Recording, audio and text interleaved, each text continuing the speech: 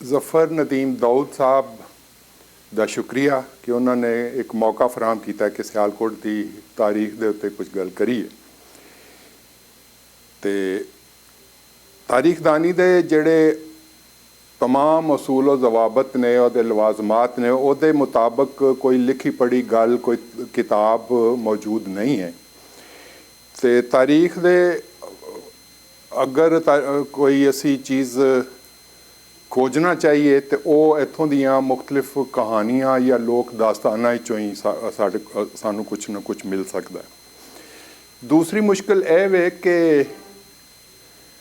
1947 तो बाद चूँकि तमाम गैर मुस्लिम इत्थों चले गए या उन्होंने कढ़ दिता गया, तो उस तो बाद साढ़े वास्ते ये तसव्वुर करना बड़ा मुश्किल है कि मुख्तलिफ मज़ाहब दी सांझी जिहड़ी सकाफत है वो कैसी हुंदी होवेगी, क्योंकि तारीख तो सारी सांझी है।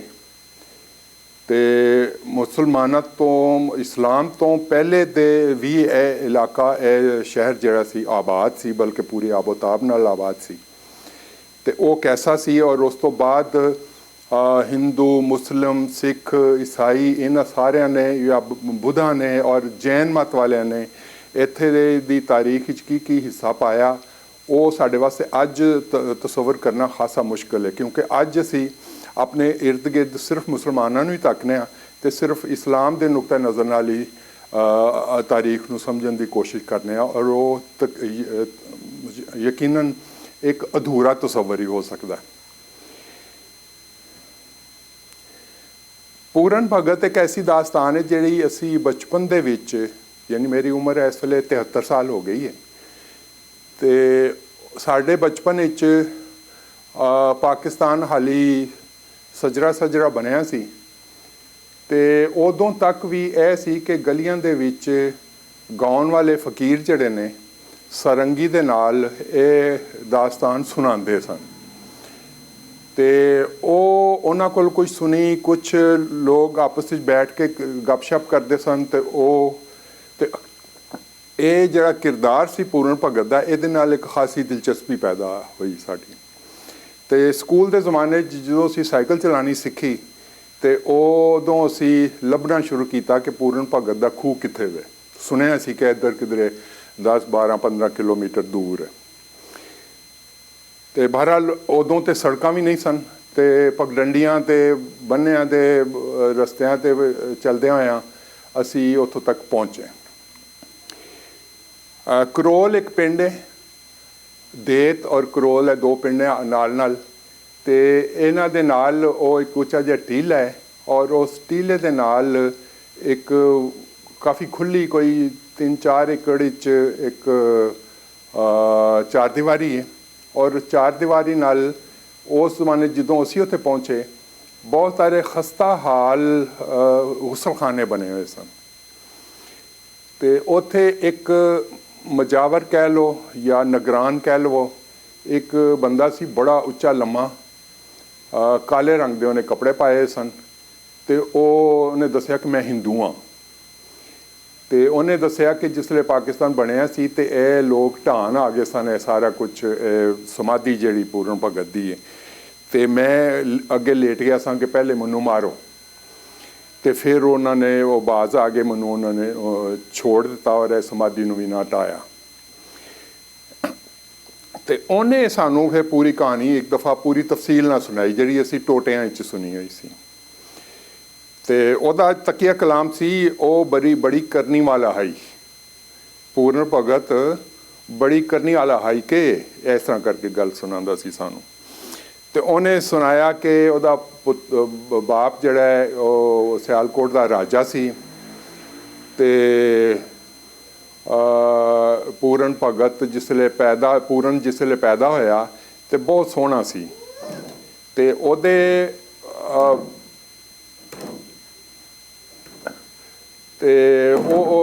जिहड़े ज्योतिषी सन दरबारी, क्योंकि उस जमाने हर चीज़ जिहड़ी ज्योतिषियों को पुछ के किया जाता सी, खास तौर पर बादशाह कि इहदा मुस्तकबिल कैसा होएगा की होएगा। तो उन्होंने उन्होंने मशवरा दिता कि इनू 10-12 साल की उम्र तक इनू कोई ना वेखे, क्योंकि ਇਹਦੇ ਹੁਸਨ ਦੀ ਤਾਬ ਕੋਈ ਨਹੀਂ ਲਿਆ ਸਕੇਗਾ। ਤੇ ਉਸ ਜ਼ਮਾਨੇ ਦੇ ਜਿਹੜੇ ਕਿਸਮਤ ਦਾ ਹਾਲ ਦੱਸਣ ਵਾਲੇ ਸਨ ਉਹਨਾਂ ਨੇ ਬਾਦਸ਼ਾਹ ਨੂੰ ਇਹ ਮਸ਼ਵਰਾ ਦਿੱਤਾ ਕਿ ਤੁਸੀਂ ਇਹਨੂੰ 12 ਸਾਲ ਦੀ ਉਮਰ ਤੱਕ ਕੋਈ ਨਾ ਵੇਖੇ ਤੇ ਇਹਨੂੰ ਕਿਸੇ ਅਲੱਗ ਥਲੱਗ ਜਗ੍ਹਾ ਤੇ ਇਹਦੀ ਪਰਵਰਿਸ਼ ਕਰੋ। ਬਾਦਸ਼ਾਹ ਦਾ ਪਹਿਲਾ ਪੁੱਤਰ ਸੀ, ਬਲਕਿ ਵਾਹਿਦ ਇੱਕੋ ਹੀ ਪੁੱਤਰ ਸੀ, ਤੇ ਉਹਨੇ ਉਹਦੇ ਵਾਸਤੇ ਬੜਾ ਇਤਮਾਮ ਕੀਤਾ ਕਿ ਸ਼ਹਿਰ ਤੋਂ ਬਾਹਰ ਇੱਕ ਬਹੁਤ ਵੱਡਾ ਬਾਗ ਲਾਇਆ। ਮੈਨੂੰ ਹੁਣ ਕਾਫੀ ਹੱਦ ਤੱਕ ਯਕੀਨ ਹੈ ਕਿ ਸਿਆਲਕੋਟ ਦੇ ਵਿੱਚ ਜਿਹੜਾ ਮੋਰੀ ਗੇਟ ਹੈ, ਮੋਰੀ ਦਰਵਾਜ਼ਾ ਉਸ ਨੂੰ ਕਿਹਾ ਜਾਂਦਾ, ਜ਼ਾਹਰ ਹੈ ਉੱਥੇ ਮੋਰ ਬਣੇ ਹੋਣਗੇ ਉਸ ਦਰਵਾਜ਼ੇ ਤੇ। ਤੇ ਉਸ ਤੋਂ ਅੱਗੇ ਸਾਰੀ ਜਿਹੜੀ ਜ਼ਮੀਨ ਸੀ ਉਹ ਗਾਲਿਬਨ ਉਹਨੇ ਇਸ ਬਾਗ ਵਾਸਤੇ ਮਖਸੂਸ ਕੀਤੀ। ਮੇਰੇ ਬਚਪਨ ਦੇ ਜ਼ਮਾਨੇ 'ਚ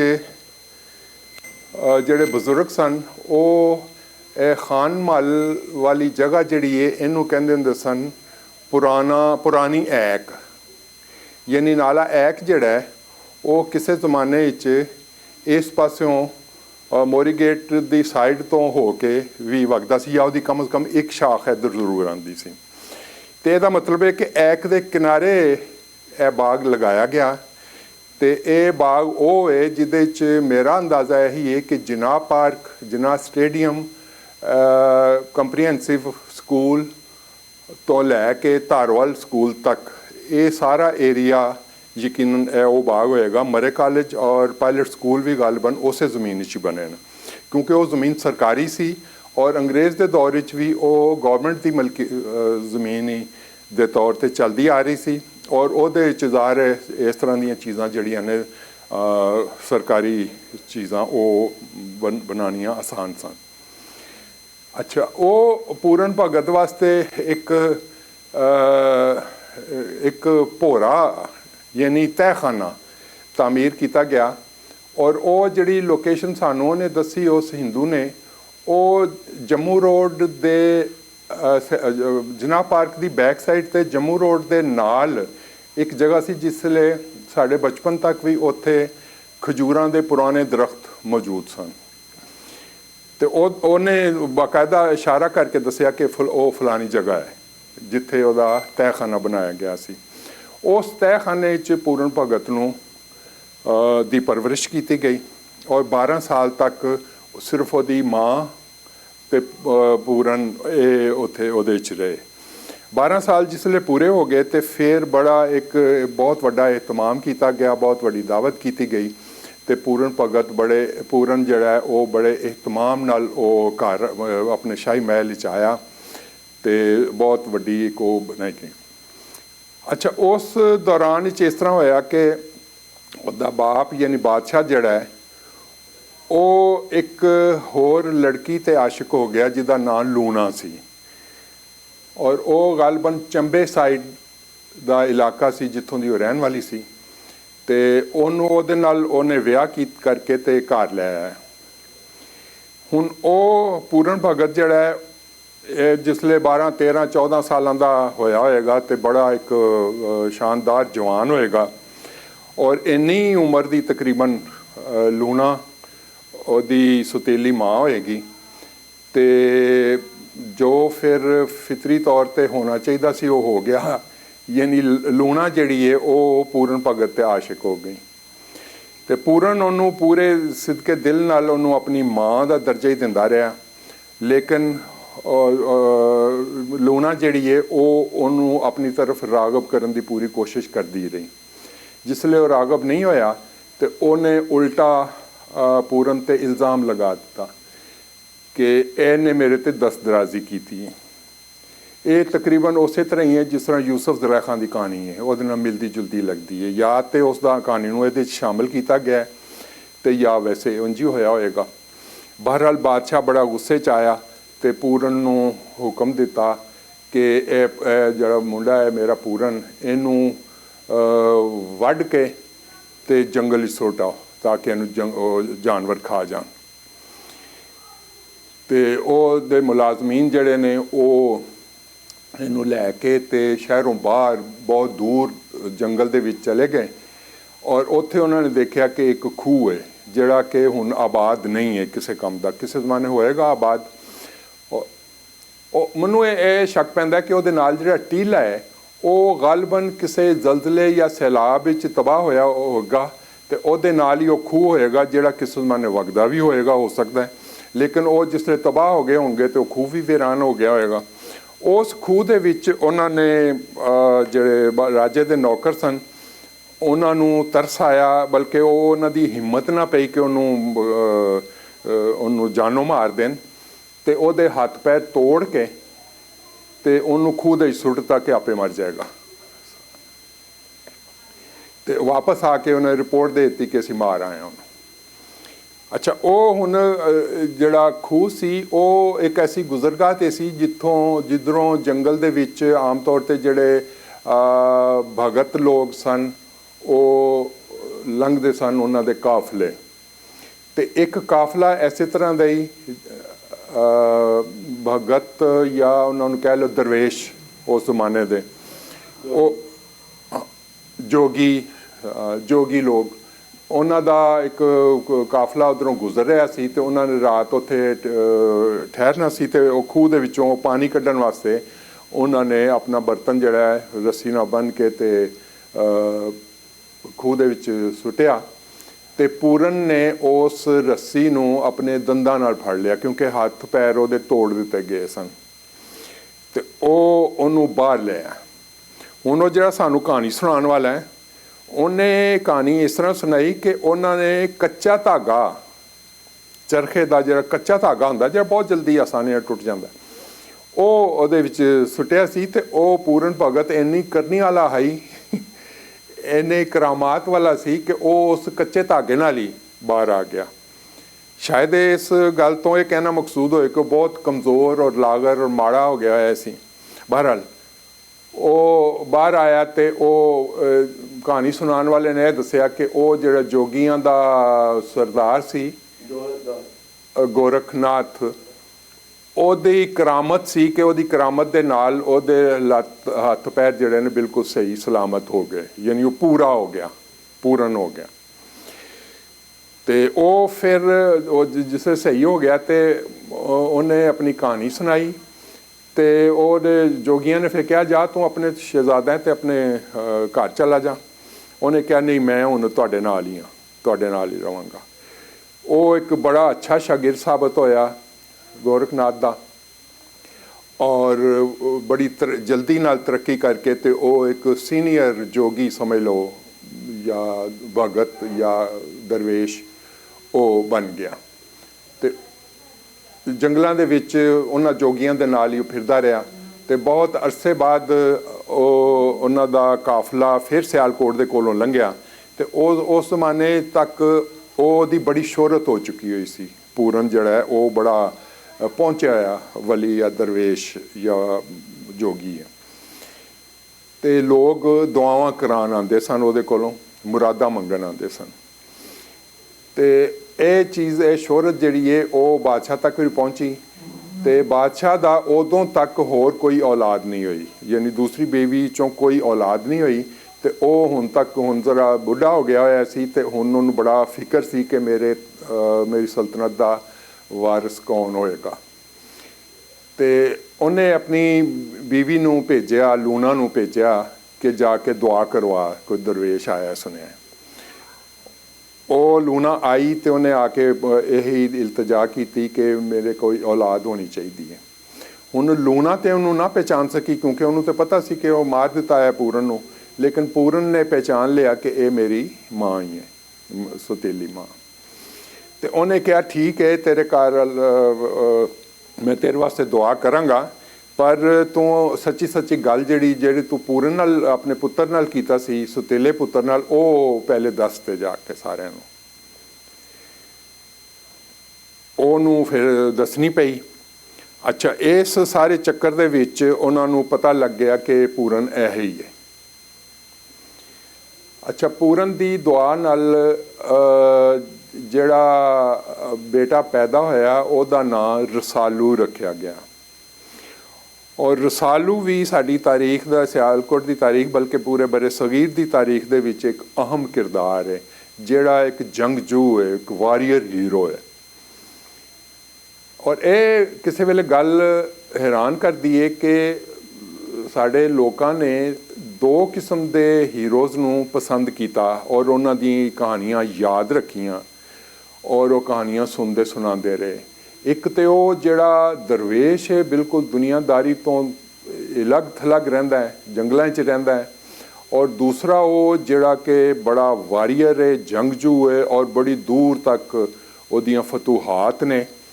ਤੇ ਇਹਦਾ ਮਤਲਬ ਹੈ ਕਿ ਅਸੀਂ ਇਹਨਾਂ ਸਾਡੀਆਂ ਜਿਹੜੀਆਂ ਸਕਾਫਤੀ ਕਦਰਾਂ ਨੇ ਉਹਨਾਂ 'ਚ ਅਸੀਂ ਦੋ ਕਿਸਮ ਦੇ ਕਿਰਦਾਰਾਂ ਨੂੰ ਪਸੰਦ ਕਰਨੇ ਆ। ਇੱਕ ਤੇ ਦਲੇਰ ਔਰ ਦੂਸਰੇ ਉਹ ਜਿਹੜੇ ਕਿ ਦੁਨੀਆ ਦਾ ਲਾਲਚ ਨਾ ਕਰਦੇ ਹੋਣ।